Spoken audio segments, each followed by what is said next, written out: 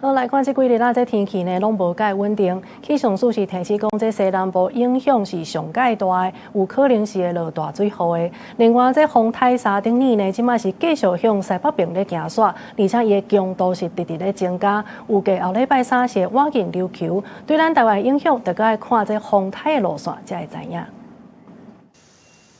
這陣仔台灣的天氣無介穩定，氣象署表示，拜五至後禮拜一受低壓帶甲西南風的影響，各地落局部大雨的幾率攏真懸，尤其是正方面的西南部受影響上大，可能會落底延遲的強陣雨。今天跟明天來講的話，因為這個強風軸主要就是偏向在這個巴士海峽這一帶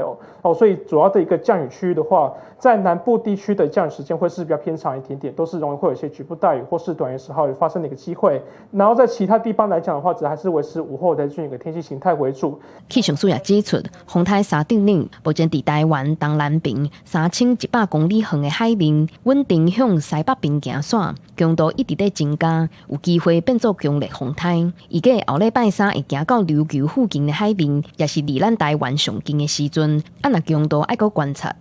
遠洋上面的話，大概就是落在台灣的東南方，大概是在3100公里左右的海面上。這個目前就是沙德颱風所在的一個位置，穩定的是往這個西北的方向去做移動。那預計像是在下周三的時候，可能就會來到琉球附近的一個海面上。在未來這一段期間來講的話，是會有穩定增強的一個趨勢。氣象署提醒，拜五、拜六西南部、恆春半島、東南部甲澎湖的沿海可能會有大雨。也若後禮拜二以後的天氣，雖然有可能會轉雨，不過要是愛看風台沙丁尼時到行的路線，才通確定。氣象署表示會閣繼續觀察。